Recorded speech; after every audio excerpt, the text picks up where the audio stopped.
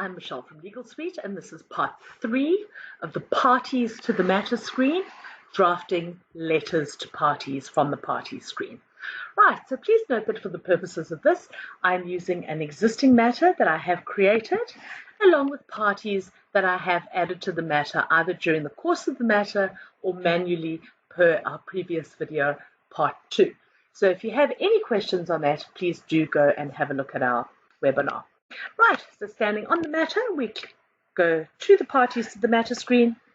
It is the fourth icon along on the bottom row. Alternatively, you can press F4 on your keyboard. And we are going to be discussing this third little icon called creating a blank letter addressed to the party. Now, unlike communicating with parties from the address book, drafting letter from here will include the matter's details because it is specific to the matter that we're standing on, and we can tell that because at the screen, the blue stripe at the top of the screen, it tells us that we're now working on matter BN 10097, the damages matter between Bentley and ABC Builders. Now, the manner of letters that you would draft from here would not be your standard letters. So this is not your letter of demand, judgment letter, or any other standard letters you have. These are on-the-fly letters. So these will be your dictation letters, letters that you need to write to various parties, asking for things and closing things, following up on things, and so on and so forth. So in our little example, we are going to write to the client, thanking them for their instructions and giving them an update. Okay, so I would select whichever party I am wanting to write to. In this particular case, I want to write to my client. So I click on the create a blank letter addressed to this party icon. And what the program will now do, it will source your letterhead and insert on it the various bits of information relating to the party that we have selected. In this case, our client. Okay, so it will pop the letter together and deposit it onto my taskbar at the bottom. Now, my letter is dated, and in this case referenced with the matter number and addressed to the party in question at their postal address. So please note that letters and accounts will always look at the postal address, and in the case of a litigation matter, citations will always look to the physical address, and in conveyancing, the physical address in the address book will always be the domicilium, or where the party is currently resident.